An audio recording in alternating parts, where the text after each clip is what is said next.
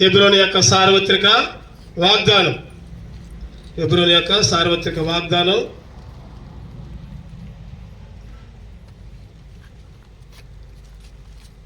యెహోషువ 1వ అధ్యాయం 9వ వచనం. ఇదిగో పరిమళ, ఇదిగో ఈ వాగ్దానాన్ని నీకు ఇస్తున్నా. ఈ వాగ్దానం ప్రకారమే దేవుడు నిన్ను దీవించును గాక. యెహోషువ 1వ అధ్యాయం 9వ వచనం అందరం కలిసి చదువుకుందాం.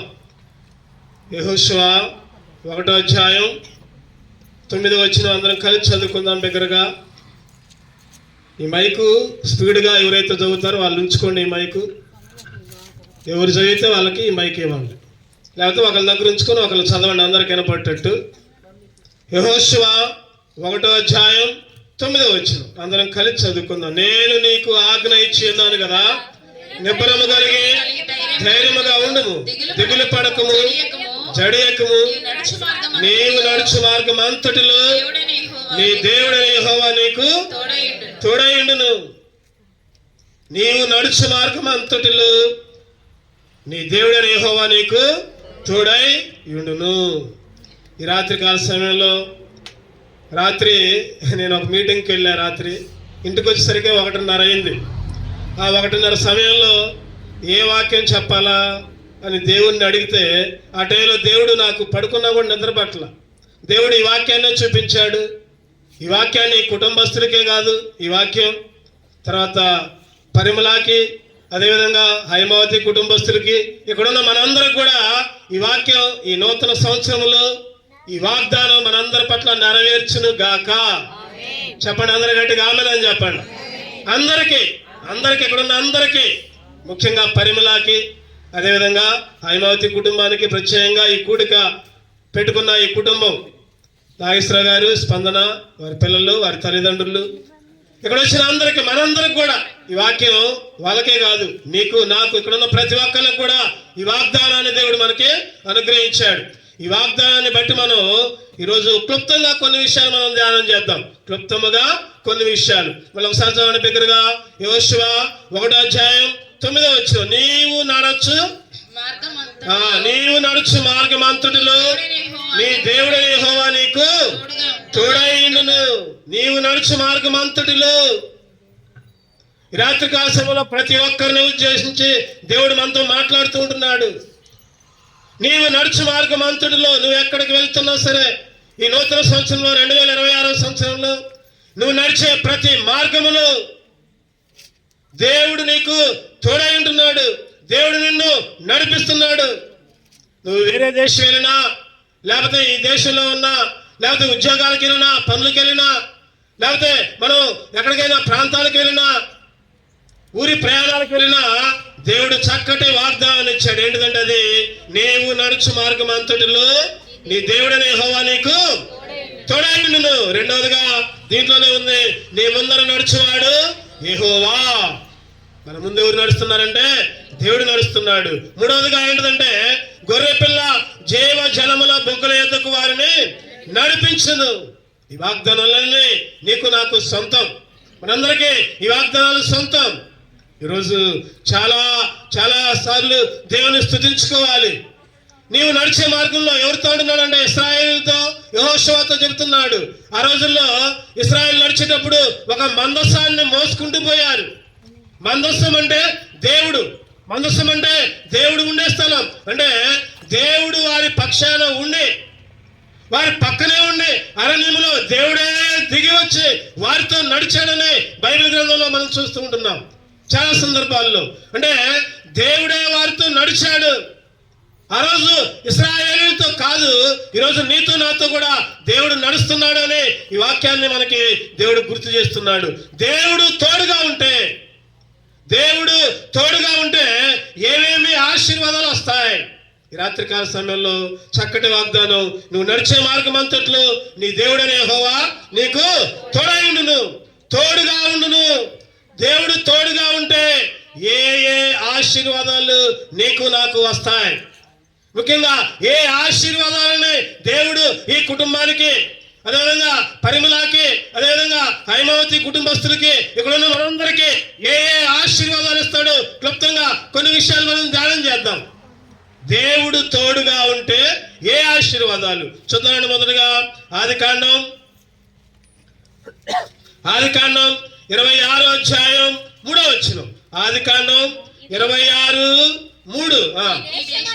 నీ దేశమందు పరవాసి అయ్యుండుము, నేను నీకు తోడైండి నిన్ను ఆశీర్వదించదను. ఒకటో చెప్పండి అందరూ. చిన్నపిల్లలు మంచిగా కూర్చోవాలి, అక్కడ కూర్చునే వాళ్ళు అటు ఇటు చూడొద్దు. ఈ దేశమందు పరవాసినయుండుము, నేను నీకు తోడైండి నిన్ను ఆశీర్వదిస్తా. నిన్ను ఎవరితో లేదంటే ఈ మాటలు ఇస్సాకుతో అంటున్నాడు దేవుడు.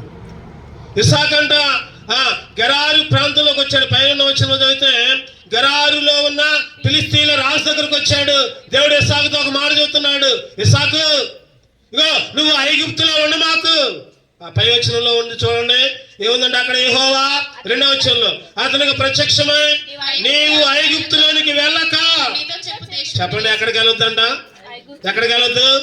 ఐగుప్తులోకి వెళ్ళక. ఐగుప్తు అంటే లోకం, ఐగుప్తు అంటే పాపం, ఐగుప్తు అంటే దేవునికి విరోధమైన ప్రదేశం. ఇస్సాకుతో దేవుడు చెబుతున్నాడు, నీవు ఐగుప్తులోనికి వెళ్ళక. ఈరోజు నీకు నాకు కూడా అదే చెబుతున్నాడు దేవుడు. నువ్వు ఐగుప్తులోకి వెళ్ళొద్దు. లోక అలవాట్లు ఉండొద్దు, లోక ఆలోచనలు ఉండొద్దు, లోక స్నేహం ఉండొద్దు.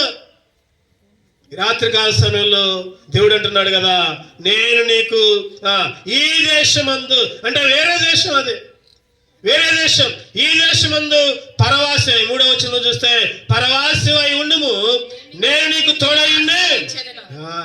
పరిమళకి ఈ వాక్యం చెబుతున్నా నేను. నువ్వు పరవాసిగా ఉంటావు వేరే దేశంలోకి పోతే. దేవుడు అంటున్నాడు నీకు తోడైండి. చెప్పండి, ఏం చేస్తాడంట దేవుడు? ఆశీర్వదిస్తాడు. ఎంతమందికి కావాలి ఆశీర్వాదాలు? చెప్పండి, ఎంతమందికి కావాలి? ఇక్కడ ఉన్న అందరూ కూడా దేవుని ఆశీర్వాదాలు కావాలి. ఇస్సాకు వెంటనే లోబడ్డాడు. ఇస్సాకు దేవునికి పూర్తిగా విధేయుడయ్యాడు. నువ్వు ఎప్పుడైతే దేవునికి లోబడతావు, నువ్వు ఎప్పుడైతే దేవునికి విధేయతగా ఉంటావు, దేవుడు అంట ఆశీర్వదిస్తాడంట. ఏం చేస్తాడు చెప్పండి? ఆశీర్వదిస్తాడు. ఎట్లా చూద్దారండి? 23వ వచనంలో 23వ వచనం చూద్దారండి. 23-24 కలిసి చదవండి బిగ్గరగా. అక్కడ నుండి అతడు బెయేర్షెబాకు వెళ్ళెను. ఆ రాత్రి యెహోవా అతనికి ప్రత్యక్షమై, నేను నీ తండ్రి అయిన అబ్రహాము దేవుడును, నేను నీకు తోడైనాను కనుక భయపడకుము, నా దాసుడైన అబ్రహామును బట్టి నిన్ను ఆశీర్వదించి. అబ్రహామును బట్టి ఆశీర్వాదం. ఈ రాత్రికాల సమయంలో మనల్ని బట్టి మన పిల్లలకు ఆశీర్వాదాలు రావాలి. చెప్పండి, ఎవరిని బట్టి రావాలి ఆశీర్వాదాలు? ఎవరిని బట్టి? మనమేమో దోవ తప్పాం, మనమేమో సరైన ద్రోవలో లేవు, మనమేమో దేవునికి వ్యతిరేకంగా జీవిస్తున్నాం. మన పిల్లగాళ్ళన్నీ మంచిగా ఉండాలి, మంచి భవిష్యత్తు ఉండాలి, మంచిగా చదువుకోవాలంటే కుదరదు అక్కడ. ఈరోజు నువ్వు ఏది చేస్తావో, నేను ఏది చేస్తాను, దాన్ని బట్టి దేవుడు మన పిల్లల్ని ఆశీర్వదిస్తా ఉంటాడు. ఈ రాత్రికాల సమయంలో ఇస్సాకుని అబ్రహామును బట్టి అంట, ఇస్సాకుని అబ్రహామును బట్టి నిజంగా ఇక్కడున్న మనందరినీ దేవుడు ఆశీర్వదిస్తున్నాడు. కారణం ఏంటంటే, ముఖ్యంగా పరిమళని లేకపోతే స్పందన కుటుంబాలని ఆశీర్వదిస్తున్నాడు. కారణం ఏంటంటే వాళ్ళ తల్లిదండ్రులు, ముఖ్యంగా వాళ్ళ తాత, పరిమళ వాళ్ళ తాత, ఆ తాతగారు ఎంతో భయభక్తుల్లో ఉన్నారు. ఇక్కడ నిజంగా స్పందన గురించి కూడా ఆలోచిస్తే చిన్నప్పటి నుంచి అంత భయభక్తుల్లో లలితక్క కానీ ఆ కుటుంబం కానీ ఎంతో భయభక్తుల్లో దేవుల్లో ఉన్నారు. ఇక్కడ మనందరం కూడా ఎప్పుడైతే భయభక్తులతో ఉంటామో అయ్యే మన పిల్లలకి చెప్పండి ఏమొస్తాయి? ఆశీర్వాదాలు వస్తాయి. అయ్యే మన పిల్లలకి దీవెనలు వస్తాయి.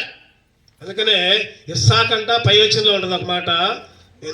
ఎన్నో వచనం అంటే అది 12వ వచనంలో 12.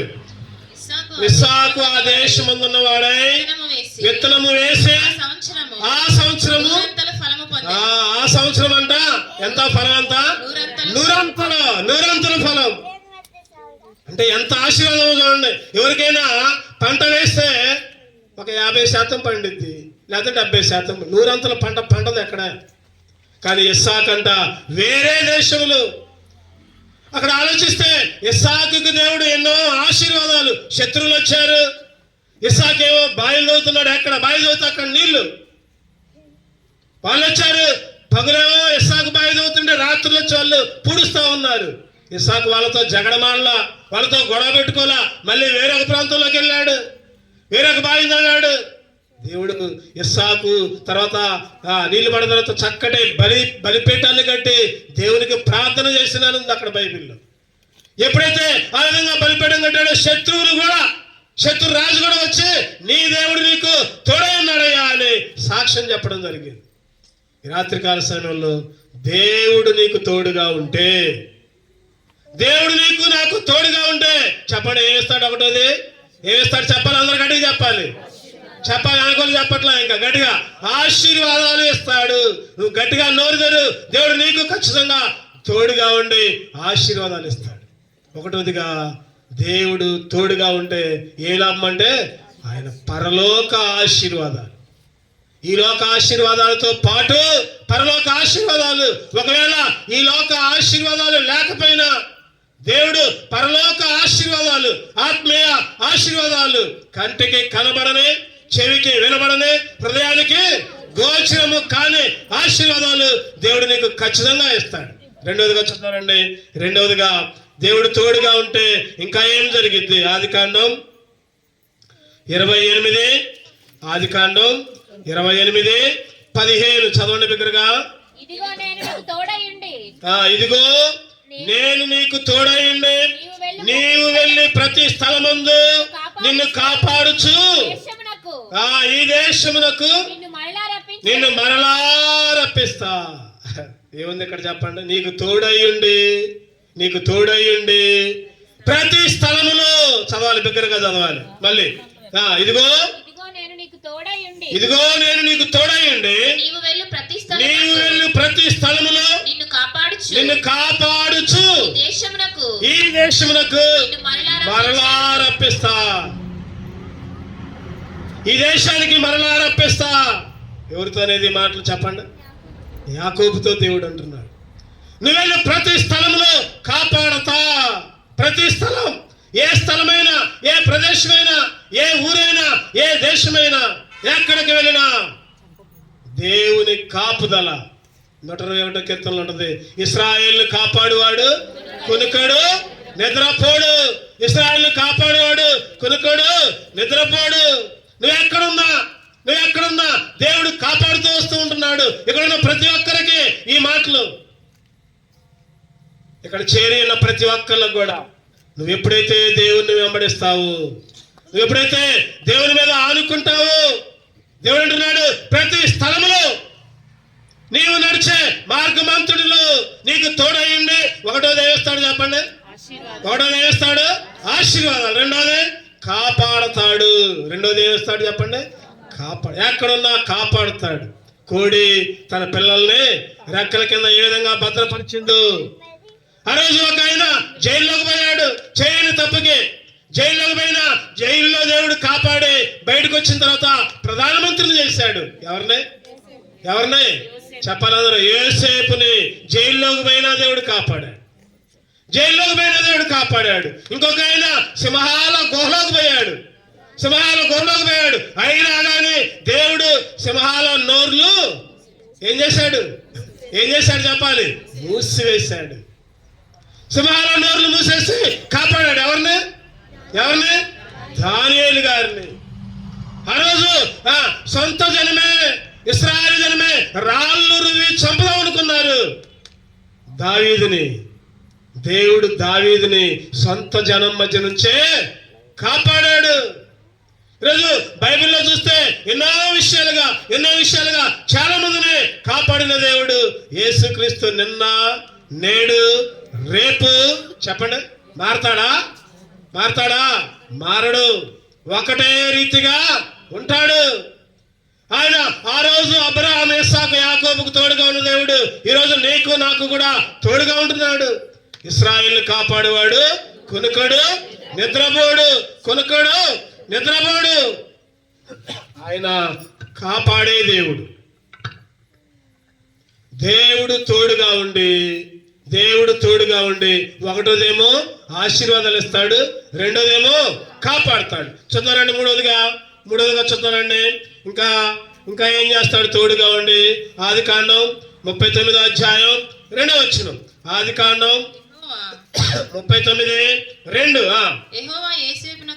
యెహోవా యోసేపునకు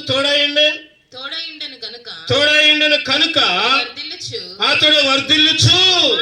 చాలు. యెహోవా యోసేపునకు తోడైండి ఏముంది అక్కడ? అతడు వర్ధిల్లుచు.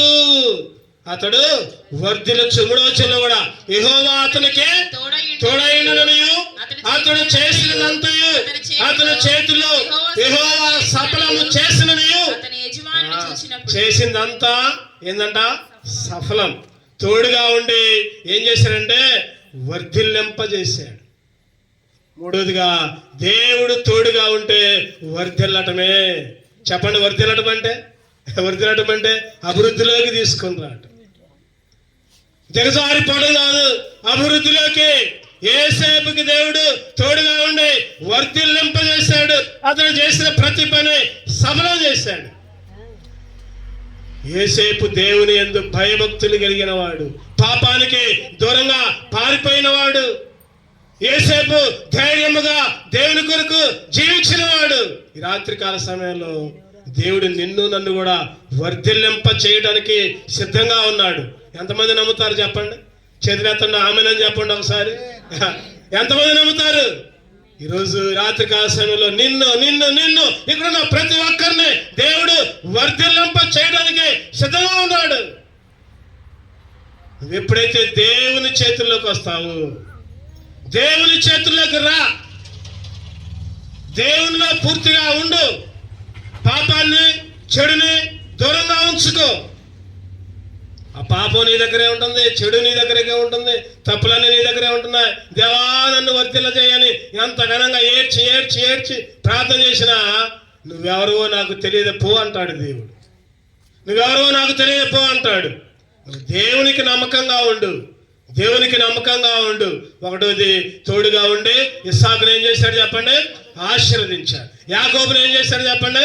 కాపాడాడు ప్రతి స్థలంలో. 3వదిగా యోసేపుకు తోడుగా ఉండి వర్ధిల్లింప చేశాడు. యోసేపు వర్ధిల్లాడు. పరాయి దేశంలో ఒక ప్రధానమంత్రి స్థాయికి వెళ్ళాడు. అది గొప్పతనం. సొంత దేశంలో కాదు, పరాయి దేశంలో ఒక అధికారిగా, ఒక ప్రధానమంత్రిగా. కారణం ఏంటంటే దేవునికి లోబడ్డాడు కాబట్టి. బైబిల్లో ఒక మాట ఉంటుంది, దావీదు అంతకంతకు ప్రబలెను సౌలు. 2వ సమూయేలు చూడండి, ఒక మాట చదవండి. అన్నమాట 3వ అధ్యాయం 1వ వచనం. మైకున్నోళ్ళు చదవండి. 2వ సమూయేలు 3వ అధ్యాయం 1. సౌలు కుటుంబకులకును దావీదు కుటుంబకులకును యుద్ధము జరగగా దావీదు అంతకంతకు ప్రబలెను, సౌలు కుటుంబము అంతకంతకు నేరసిల్లెను. దావీదు కుటుంబం ఇటుపక్క ఉంది, సౌలు కుటుంబం ఇటుపక్క ఉంది. దావీదేమో పేదవాడు, గొర్రెలు కాసుకున్నవాడు. సౌలేమో ఒక రాజు.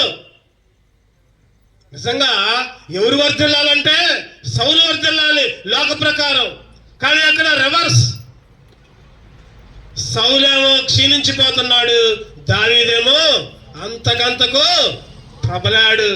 కారణం ఏంటంటే సౌలేమో దేవుణ్ణి తిరస్కరించాడు, దావీదేమో దేవుడికి లోబడ్డాడు. ఈ రాత్రికాల సమయంలో నువ్వు కూడా వర్ధిల్లాలంటే, నీ కుటుంబం కూడా వర్ధిల్లాలంటే, నీ పిల్లలు వర్ధిల్లాలంటే దేవునికి లోబడు. దేవుడు ఏదైనా చేయగలడు. చెప్పండి, దేవుడు ఏమైనా. సింహాసనం మీద ఉన్న వాళ్ళని దించగలడు, కింద ఉన్న వాళ్ళని సింహాసనం ఎక్కించగలడు. ఆయనకు మాత్రమే సాధ్యం, ఎవరికి సాధ్యము కాదు. దేవునికి మాత్రమే సమస్తము సాధ్యం. నువ్వు ఎప్పుడైతే దేవునికి లోబడతావు, ఈ 2026వ సంవత్సరం దేవుడు నీకు బహుమానంగా ఇచ్చాడు, ఒక సంవత్సరాన్ని దయాక్రీడంగా ఇచ్చాడు. నువ్వు లోబడు. ఇంకా పాత పద్ధతులు, పాత ఆచారాలు, పాత మాటలు, పాత చూపులు, పాత ఆలోచనలు, పాత తలంపులు తీసేయి, పాత తగాదాలు తీసేయి. ఈ నూతన సంవత్సరంలో దేవునికి లోబడు. దేవుడు నిన్ను కూడా చెప్పండి ఏం చేస్తాడు చెప్పండి, వర్ధిల్లింపజేస్తాడు. నిన్ను కూడా అభివృద్ధిలోకి తీసుకుని వస్తాడు. దేవుడు తోడుగా ఉండే నీవు నడుచు మార్గం అంతటిలో దేవుడు నీకు తోడుగా ఉండే నడిపిస్తాడు. ఒకటోది తోడుగా ఉంటే వచ్చే ఆశీర్వాదాలు చెప్పండి. ఒకటోది ఆశీర్వాదాలే నీ మీదకి కుమ్మరిస్తాడు. ఆశీర్వాదంబు మా మీద ఆశతో నమ్మియున్నాము నీ సత్య వాగ్దానము ఈ మహిమేద కుమ్మరించుము దేవా క్రమణ ప్రేమ వర్షము కుమ్మరించుము దేవా ఆశీర్వాదాల వర్షం చెప్పండి. ఏ వర్షం? ఆశీర్వాదాల వర్షం దేవుడు నీ మీద, నీ కుటుంబం మీద, నీ పిల్లల మీద కుమ్మరించడానికి సిద్ధంగా ఉన్నాడు. కానీ ఒకటే నువ్వు చేయాలి. ఏం చేయాలంటే దేవునికి ఇష్టపూర్వకంగా జీవించు, దేవునికి ఇష్టంగా జీవించు, దేవునికి విధేయుడిగా జీవించు. నిజంగా పరిమళని ఒకసారి జ్ఞాపకం చేసుకుంటే చిన్నప్పటి నుంచి చాలా విధేయత చదువుకుంది. 3వ తరగతి నుంచి చదువుకుంది. మధ్యలో మళ్ళీ తెలంగాణ వెళ్ళింది, మళ్ళీ తర్వాత వచ్చింది నా దగ్గర చదువుకుంది. 10వ తరగతి దాకా నా దగ్గర చదువుకుంది. అసలు ఏది చెబితే అది చేసేది, ఏది చదవమంటే అది చేసేది. నేను జీవరత్నానికి చిన్నప్పుడే చెప్పా, అమ్మాయి చాలా ఇంటెలిజెంట్, నువ్వు ఎంతవరకైనా చదివి జాగ్రత్తగా చదివించుకో అంటే జీవరత్నం అన్నాడు, అన్నా అమ్మాయిని జాగ్రత్తగా చదివిస్తా, అబ్బాయిని అనుకుంటా అని చెప్పాడు. నిజంగా ఏదైనా కొన్ని లెక్కలు అర్థం కాకపోతే మరీ అడిగేది, చెప్పించుకునేది. నాకే అనిపించేది, అబ్బా అసలు ఎంత ఇంట్రెస్ట్తో అడిగి తెలుసుకుంటుంది. ఆ స్కూల్లో కూడా మాస్టర్లు కూడా నాకు చెప్పారు ఫోన్ చేసి, మాస్టర్ ఈ అమ్మాయి చాలా ఇంటెలిజెంట్గా ఉంది, మీరు కూడా మంచిగా కోచింగ్ ఇవ్వండి అని చెప్పారు. నిజంగా పరిమళాన్ని నేను చాలా అభినందిస్తాను. ఎందుకంటే విధేయత. యవనస్తులు గుర్తుపెట్టుకోండి, చదువుకునే పిల్లలు గుర్తుపెట్టుకోండి, నువ్వు ఎప్పుడైతే తల్లిదండ్రులకు లోబడతావో, నీ గురువుకు లోబడతావో, వాటన్నిటికంటే ముఖ్యంగా దేవునికి భయపడతావో, దేవుడు నిన్ను ఉన్నత స్థానంలోకి తీసుకుని వెళ్తాడు. దేవుడు నిన్ను ఎత్తైన ప్రదేశంలోకి ఉంచుతాడు. దేవుడు నిన్ను పైవాడిగానే ఉంచుతాడు కానీ కిందవాడిగా ఉంచడు. తలగానే ఉంచుతాడు కానీ తోకగా ఉంచడు. నిజంగా పరిమళాల గురించి, నాకు చదువు గురించి కాదు కానీ ముఖ్యంగా భయభక్తుల్లో కూడా చాలా మంచిగా ఒక తీర్మానం తీసుకొని, రక్షణ తీసుకొని దేవుని కొరకు సాగిపోతుంది. అందుకనే దేవుడు ఉన్నత స్థానంలో ఉంచుతున్నాడు. నిజంగా ఈ కుటుంబాన్ని కూడా ఆలోచిస్తే, నాగేశ్వరరావు కానీ, స్పందన కానీ, తర్వాత పిల్లలు కానీ ఎందుకు దేవుడు ఉన్నత స్థానంలో ఉంచుతున్నాడంటే దేవునికి భయపడే పిల్లలు. ఈ రాత్రి కాల సమయంలో ఒకటే నేను చెబుతున్నా, నువ్వు ఎవరికైనా భయపడకపో. తర్వాత సంగతి, దేవునికి మాత్రం భయపడు, దేవునికి లోబడు, దేవుడికి విధేయుడిగా ఉండు. దేవుడు నిన్ను అత్యున్నత స్థానంలోకి దేవుడు నిన్ను తీసుకొని వెళ్తాడు ఖచ్చితంగా. ఏ మాత్రం కూడా సందేహం వద్దు. లోబడు, విధేయుడిగా ఉండు. నువ్వు ఎక్కడికైతే మందిరానికి పోతున్నావో నీ సేవకుడికి లోబడు. నువ్వు ఎక్కడైతే ఉంటున్నావో ఆ తల్లిదండ్రులకు లోబడు, ఆ పెద్దలకు లోబడు, గౌరవంగా ఉండు. ఈ రోజుల్లో యవనస్తులు చాలా జాగ్రత్తగా ఉండండి. మీకు చక్కటి భవిష్యత్తు రావాలంటే, మీకు దేవుడు మీ చదువుల్లో ఉన్నత స్థానాల్లోకి వెళ్ళాలంటే లోబడండి. మీ తల్లిదండ్రులకు లోబడండి. ముందు మీ తల్లి ఏది చెబితే చేయండి, మీ తండ్రి ఏది చెబితే చేయండి, మీ మాస్టర్ ఏది చెబితే చేయండి, లేకపోతే మీ సంఘ కాపరి, మీ పాస్టర్ గారు ఏది చెబితే చేయండి. దేవుని మందిరంలో పనులు చేయండి. దేవుడు మిమ్మల్ని ఖచ్చితంగా ఉన్నత స్థానంలోకి ఉంచుతాడు. దేవుడు తోడుగా ఉండి చెప్పండి. ఒకటో చెప్పండి, ఏముంటది? ఆశీర్వాదాలు ఉంటాయి. రెండోది దేవుడు కాపాడుతాడు. మూడోది వర్ధిల్లింపజేస్తాడు. నాలుగోదిగా చూద్దారండి. నాలుగోదిగా 2వ దినవృత్తాంతాలు 19వ అధ్యాయం 11వ వచనం. 2వ దినవృత్తాంతాలు 19 11 చివర్లో 374 పేజీ చివరి భాగంలో ఉంటుంది చూడండి. మీకు పరిచారకులు ధైర్యము వహించుడి, ధైర్యము వహించుడి, మేలు చేయుటకై యెహోవా మీతో కూడా. దేనికంట చెప్పండి, 4వ దేనికంట? దేవుడు తోడుగా ఉండి ఏం చేస్తాడు? మేలు చేస్తాడు. నాకు ఒక సిస్టర్ పాడబడింది. ఏ పాట అది?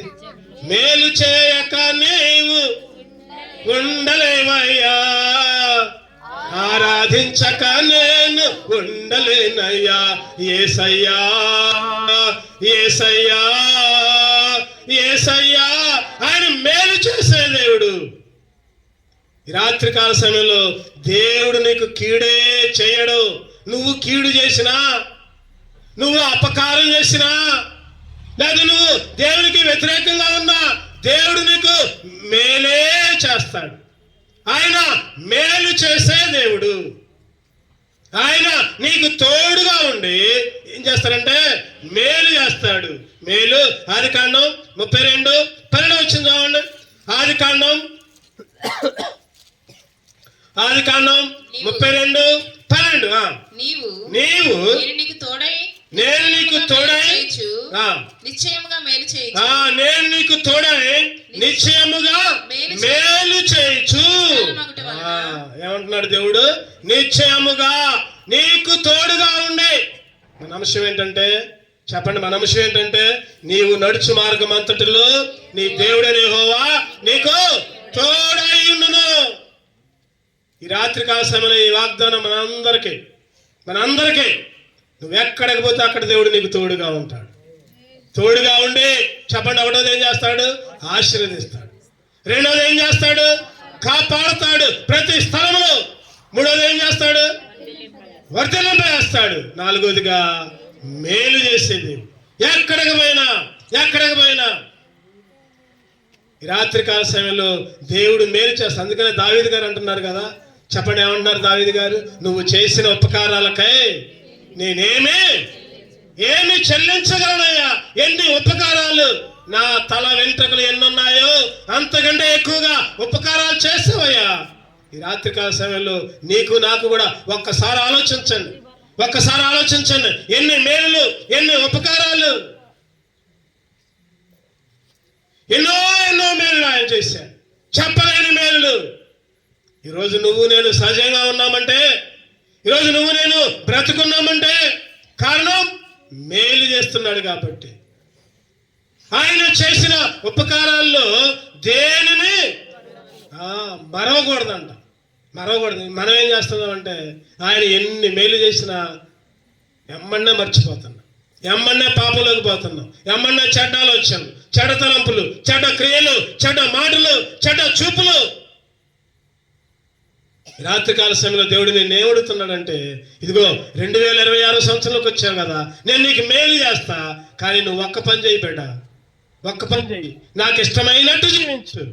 పాపానికిలోకి పోకు, పాప మార్గంలో పోకు, పాప తలంపులు ఆలోచించు. మాకు ఎక్కడున్నా ఇంట్లో ఉన్నా, బయట ఉన్నా, ఉద్యోగంలో ఉన్నా, పొలంలో ఉన్నా, కాలేజీలో ఉన్నా, దేవుడు నీతో ఏమంటున్నాడంటే మేలు చేస్తా. వేలాది నదులంతా విస్తారతై, మైకున్నోళ్ళు బాగండి. వేలాది నదులంతా విస్తారతైలము నీకిచ్చిన చాలునా, గర్భఫలమైన నా జ్యేష్ఠ పుత్రుని నీకిచ్చిన చాలునా, గర్భఫలమైన నా జ్యేష్ఠ పుత్రుని నీకిచ్చిన చాలునా. నీవు చేసిన ఉపకారములకు నేనేమి చెల్లింతును, నీవు చేసిన ఉపకారములకు నేనేమి చెల్లించును. ఏడాది దూడలనా, వేలాది పొట్టేళ్ళనా, ఏడాది దూడలనా, వేలాది పొట్టేళ్ళనా. వేలాది నదులంతా విస్తార తైలం. తైలం అంటే కొబ్బరి నూనె కాదు, అదొక తైలం. ఎంత అంటే అది ఒక సీసానా? చెప్పండి, ఒక సీసా కాదు. లేకపోతే ఒక కుండ కాదు. పెద్ద రొమ్మ కాదు. ఒక నది కాదు. ఎన్ని నదులంట? వేలాది. ఆ పాట రచయిత అంత వేలాది నదులంతా విస్తార తైలము నీకు ఇచ్చినా కూడా నువ్వు చేసిన మేలు నేను తీర్చుకోలేనయ్యా. ఆయన చేసిన ఉపకారాలకి ఏమి ఇయ్యగలం? విరిగి నలిగిన జీవితం, తగ్గించుకున్న జీవితం, దేని మనసు కలిగిన జీవితం, లోబడే జీవితం చాలు. అది ఇస్తే చాలు ఆయనకి. ఆయన సంతోషిస్తాడు. రాత్రికాల సమయంలో దేవుడు నీకు నాకు సంతోషాన్ని ఇచ్చాడు, నీకు నాకు ఆనందాన్ని ఇచ్చాడు. చెప్పండి, రెండు ఉన్నాయి ఇక్కడ, సంతోషం, ఆనందం. సంతోషం అంటే ఏంటి? ఆనందం అంటే ఏంటి? చెప్తారు ఎవరైనా? సంతోషం అంటే ఏంటి? ఆనందం అంటే ఏంటి? సంతోషం అంటే శారీరక సంతోషం. శారీరకంగా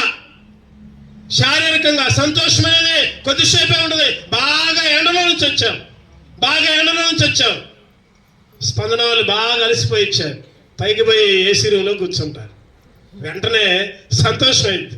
ఎందుకు? ఎండ నుంచి విడుదల, సంతోషం. ఒక అర్ధగంట కూర్చోగానే పోద్ది అది, ఆ సంతోషం అనేది పోద్ది. ఈ రోజుల్లో ఏ చిన్న విషయమైనా, ఏ సంతోషమైనా కొద్దిసేపు ఉండద్ది, మళ్ళీ పోద్ది. కానీ ఆనందం అట్లా కాదు. సంతోషమేమో శరీరానికి సంబంధించింది, ఆనందమేమో మనస్సుకే, ఆత్మకే సంబంధించింది. ఈ రాత్రికాల సమయంలో సంతోషం ఉందా? ఆనందం ఉందా? నువ్వు అనుకోవచ్చు, నేను చాలా సంతోషంగా ఉన్నా అనుకోవచ్చు. ఆ సంతోషం ఇయ్యాలంటది, రేపు పోద్ది.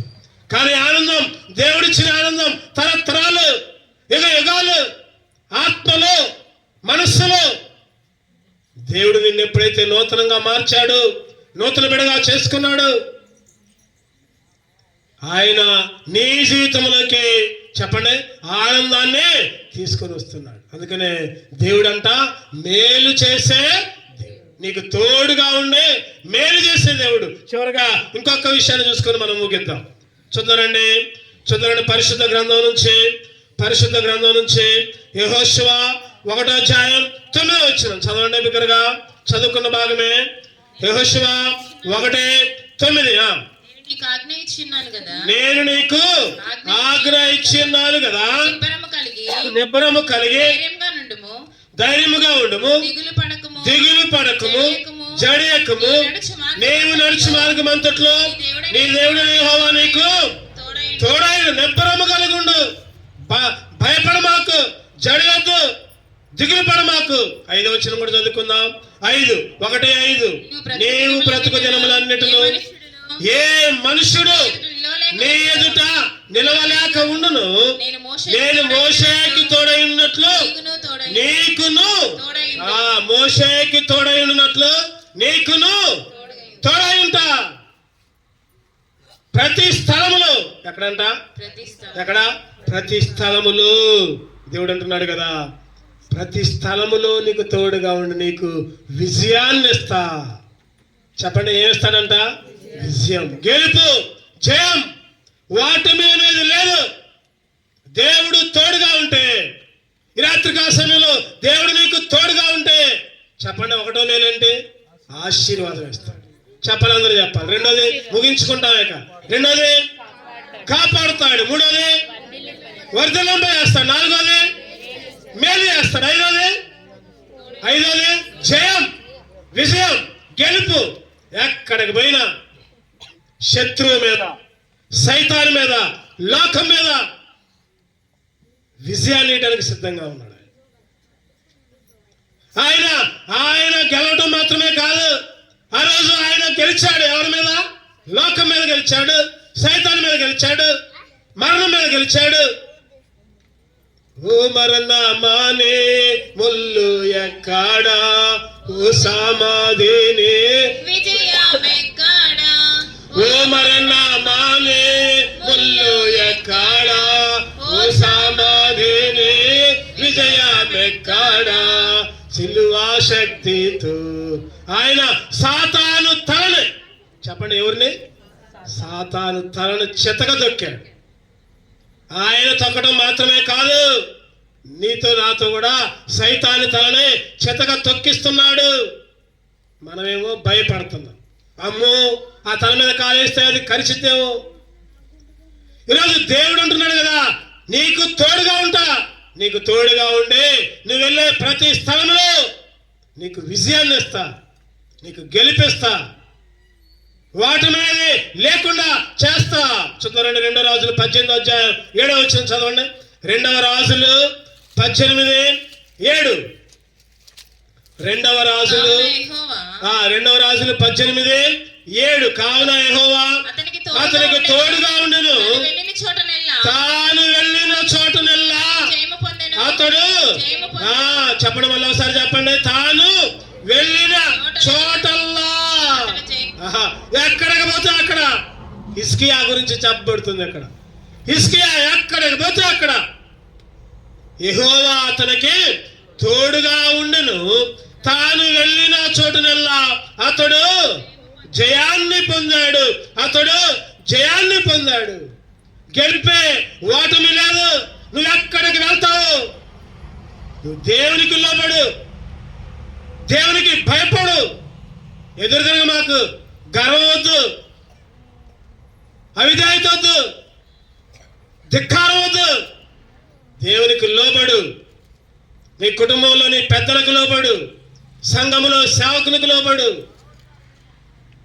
నువ్వు చదువుకునే దగ్గర ఉపాధ్యాయునికి లోబడు, నీ పనిలో నీ యజమానికి లోబడు, నీ అధికారికి లోబడు. ఈ 5 అంతల ఆశీర్వాదం ఎక్కడికి పోతే అక్కడ. యెహోషువ అంట, ఆ రోజు యెహోషువకి దేవుడు మనం చదువుకున్న వాగ్దానం యెహోషువకి ఇచ్చాడు. నువ్వు నడుచు మార్గం అంతటిలో నేను నీకు తోడుగా ఉంటా. యెహోషువ తర్వాత యుద్ధాలు చేస్తే వాటమనేది లేదు, వాటమనేది లేదు. ఒకే ఒక దగ్గర ఎక్కడ హాయి మీద ఓడిపోయాడు. ఎప్పుడైతే ఆ శాపగ్రస్తమైన దాన్ని ఆకాను తీసుకున్నాడు, ఆకాను చేసిన పాపం వల్ల ఓటమి వచ్చింది. తర్వాత వెంటనే ఆ శాపగ్రస్తమైన దాన్ని తీసాడు, దేవునికి ఇష్టం లేదని తీశాడు, మళ్ళీ గెలుపు దారి పట్టాడు. ఈ రాత్రికాల సమయంలో నీవు కూడా, నేను కూడా, ఇక్కడున్న మనందరం కూడా దేవునికి శాపమైనది ఏదైతే ఉందో అది తీసి ముందుకు రా, దేవుడు నీకు విజయాన్ని ఇస్తాడు. యెహోషువ 12వ అధ్యాయం చూస్తే దగ్గర 31 రాజుల మీద అంట. చూద్దారని అన్నమాట. యెహోషువ 12:15 చివరిలో ఉంటుంది. చూద్దారని అన్నమాట. యెహోషువ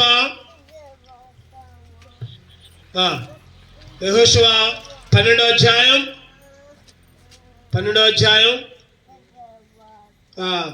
15 అంటే 9 నుంచి 24 దాకా ఉన్నాయి అక్కడ. చివరిలో చదవండి, చివరి మాట చదవండి. చివరి మాట, ఆ రాజులందరి సంఖ్య 31 రాజుల మీద దేవుడు అన్నాడు ఫస్ట్ లో 1వ అధ్యాయంలో, నువ్వు వెళ్ళే ప్రతి చోట విజయం ఇస్తా. దేవుడు అన్న మాట తప్పాడా? తప్పలా. 31 రాజు మీద కలవడం గొప్ప. అటువంటి పరిస్థితుల్లో 31 రాజుల మీద 7వ వచనం చదువుతారండి. 7వ వచనంలో 7వ వచనం చదివితే, యోర్దానుకి యువతలనగా పడమటి దిక్కున లెబనోను లోయలోనే బయలుగాదు మొదలుకొని షేరు వరకు ఉండు హాలాకు కొండ వరకు యెహోషువయు ఇశ్రాయేలును జయించిన దేశపు రాజులు వీరు. యెహోషువ దానిని ఇశ్రాయేలుకు వారి గోత్రములు వారి చొప్పున స్వాస్యముగా ఇచ్చెను. యెహోషువ ఇశ్రాయేలు జయించిన దేశపు రాజులు ఎంతమంది అంటే చెప్పండి, ఎంతమంది? 31 రాజులు. 31 రాజులు అంటే 31 యుద్ధాలు. వాటమి లేదు, వెనక్కి తిరిగి రావటం లేదు. గెలిపే గెలిపే గెలిపే. ఈ రాత్రికాల సమయంలో నువ్వు ఎక్కడెక్కడ ఓడిపోతున్నావు, ఎక్కడెక్కడ ఓడిపోతున్నావు, ఎక్కడెక్కడ ఓడిపోతున్నావు? ఏ పాపం దగ్గర ఓడిపోతున్నావు? ఏ తలంపుల దగ్గర ఓడిపోతున్నావు? ఏ చూపుల దగ్గర ఓడిపోతున్నావు? ఏ నడక దగ్గర ఓడిపోతున్నావు? ఈ రాత్రికాల సమయంలో దేవుడు మాట్లాడుతూ ఉంటున్నాడు. దేవుణ్ణి నీ ముందు పెట్టుకో, దేవుని ముందు పెట్టుకో. నీవు నడుచు మార్గం అంతటిలో చెప్పండి, నీవు నడుచు మార్గం అంతటిలో యెహోవా నీకు తోడై ఉండును. విజయాన్ని, గెలుపుని, ఈ 5 అంతల ఆశీర్వాదాలు చెప్పండి యెహోషువకి దేవుడు అనుగ్రహించాడు. యెహోషువకే కాదు, ఇక్కడున్న ప్రతి ఒక్కరికి ఈ ఆశీర్వాదాలు ప్రత్యేకంగా ఈ కుటుంబానికి, ప్రత్యేకంగా ఈ కుటుంబస్తులకి, నాగేశ్వర గారికి, స్పందనకి, వారి పిల్లలకి, అదేవిధంగా హైమావతికి, వారి పిల్లలకి, కుమారునికి, కోడలకి, కూతురికి, అల్లుడికి. అంత మాత్రమే కాదు, ప్రత్యేకంగా రేపటి దినమున లండన్ వెళ్ళబోయే పరిమళకి కూడా ఈ 5 అంతల ఆశీర్వాదాలు. నీవు నడచు మార్గం అంతటిలో దేవుడు నీకు తోడుగా ఉండి, చెప్పడం వల్ల ఒకసారి అందరూ ఒకటోది ఆశీర్వదిస్తాడు. ఆకలి అవుతుంది అనుకోండి, చెప్పట్లేదు.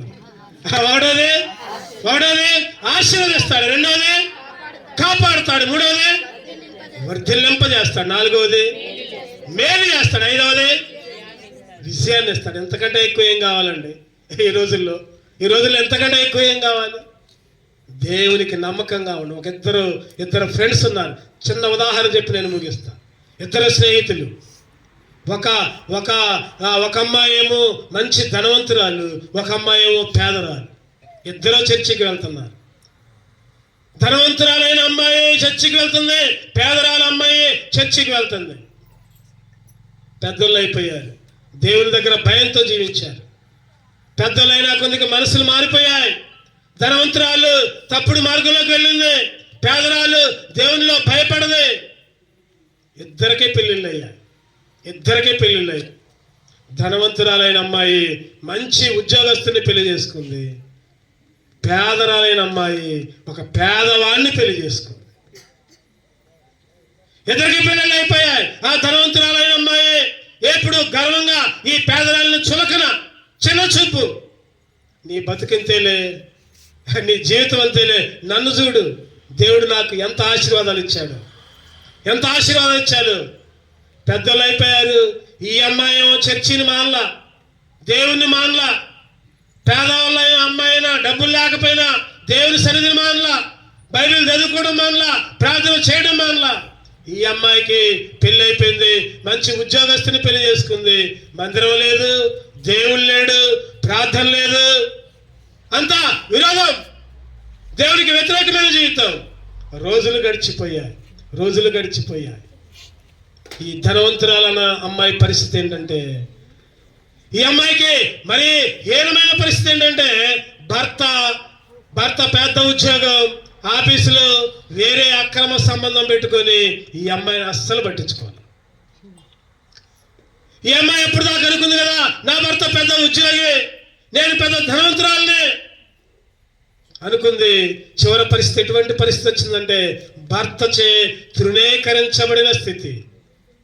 భర్త ఇంటికే రావట్లా, భర్త అసలు పట్టించుకోవట్లా.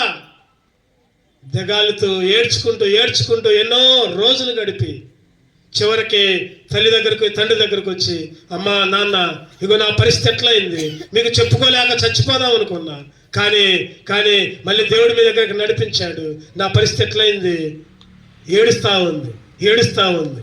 ఈ అమ్మాయి కూడా సేమ్ పేదరాలైన దేవుణ్ణి మర్చిపోలా, దేవుణ్ణి విడవలా, మందిరాన్ని విడవలా, బైబిల్ని విడవలా, ప్రార్థనని విడవలా. దేవుడు ఆశ్చర్యకరంగా భర్తకి ఉద్యోగం వచ్చింది, ఈ పేదరాలకు కూడా చదువుని బట్టి దేవుడు చక్కటి ఉద్యోగం ఇచ్చాడు. అయినా కానీ దేవుణ్ణి మర్చిపోలా. ఒకనొక రోజు ఆదివారం దేవుని మందిరంలోకి వచ్చాడు. వీళ్ళిద్దరూ వచ్చారు, ఆ అమ్మాయి కూడా ఏడ్చుకుంటూ వచ్చింది. ఏంటి పరిస్థితి అంటే, ఆ అమ్మాయి చెబుతుంది, నేను దేవుణ్ణి తృణీకరించా. ఆ అమ్మాయి చెబుతుంది, నేను దేవుడంటే లెక్క లేకుండా జీవించా, దేవుడంటే భయం లేకుండా జీవించా. నాకున్న ఆస్తే దేవుడు అనుకున్నా, నాకున్న సంపదే దేవుడు అనుకున్నా, నాకున్న భర్తే దేవుడు అనుకున్నా. కానీ దేవుడి దగ్గరికి రాలా, దేవుని మందిరం దగ్గరికి రాలా, ప్రార్థనలోకి రాలా, బైబిల్ చదువుకోవాలా.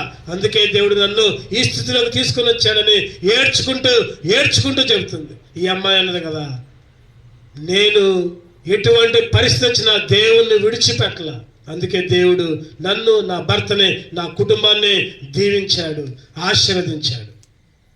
ఈ రాత్రికాల సమయంలో ఇద్దరు మన మధ్య ఉన్నారు. ఒకళ్ళేమో గర్వముతో దేవుడికి దూరమయ్యి ఇష్టం వచ్చిన జీవితం జీవించి పాడైపోయిన జీవితం, ఒకళ్ళేమో దేవుడికి దగ్గరై పేద స్థితి అయిన దేవుడి దగ్గర ఉన్నత స్థానాన్ని పొందుకున్న స్త్రీ. ఈ రాత్రికాల సమయంలో ఈ ఉదాహరణ ఎందుకు చెప్పానంటే, ఈ రాత్రికాల సమయంలో నువ్వు ఏ స్థితిలో ఉన్నా, నువ్వు ధనవంతుడివైనా లేదా ధనవంతురాలువైనా, పేదరాలువైనా పేదవాడివైనా, దేవుణ్ణి కలిగి ఉండు.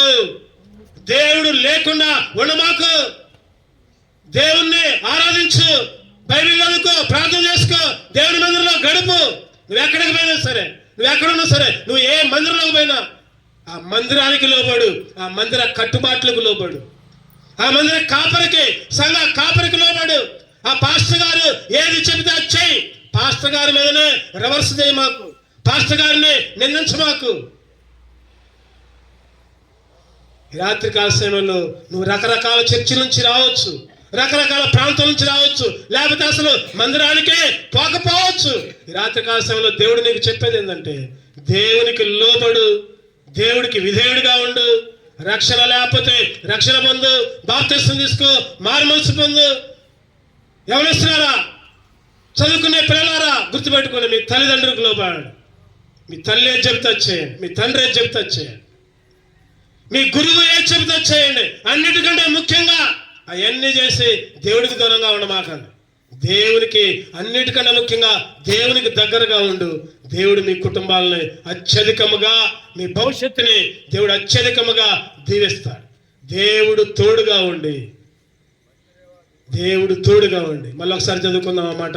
యోషువ 1:9 వాగ్దానం చదువుకుందాం. నీవు నడచు మార్గమంతటిలో నీ దేవుడైన యెహోవా నీకు తోడైండును. తోడైంటే ఒకటోది ఆశీర్వాదాలు ఇస్తాడు, రెండోది తోడైంటే కాపాడుతాడు, మూడోది తోడైంటే వర్ధనం చేస్తాడు, నాలుగోది తోడైంటే మేలు చేస్తాడు, ఐదోది తోడైంటే జయమిస్తాడు. ఈ రాత్రికాల సమయంలో పరిమళకి చక్కటి వాగ్దానాలు. నువ్వు ఏ దేశంలోకి పోయినా ఈ 5 అంతల వాగ్దానాలు నీ జీవితంలో దేవుడు నెరవేర్చును గాక. అందరూ ఆనందం చెబుదాం. నువ్వు ఎక్కడున్నా నీ తల్లికి, నీ తండ్రికి, నీ ఉపాధ్యాయునికి, మరీ ముఖ్యంగా దేవునికి లోబడి ఉండు. దేవుడు నిన్ను సమస్త జనము కంటే గొప్ప జనముగా చేయును గాక. చెప్పండి ఆమేనని. ఈ కుటుంబాన్ని కూడా ఈ నూతన సంవత్సరంలో నాగేశ్వర గారిని, స్పందనని, జాయశ్రీని కూడా దేవుడు మీ జీవితంలో ఈ వాగ్దానాలు నెరవేర్చును గాక. దేవుడు మీ జీవితంలో ఎటువంటి శత్రువైనా వాటి మీద మీకు విజయము ఇచ్చును గాక. ఇక్కడ ఉన్న ప్రతి ఒక్కరికి కూడా ఈ వాగ్దానం. 2 కళ్ళు మూసుకుందాం, ఒక్క నిమిషం మౌనంగా ఉందాం, ప్రార్థన చేసుకుందాం. ఒక్క నిమిషం మౌనంగా ఉందాం, ప్రార్థన చేసుకుందాం.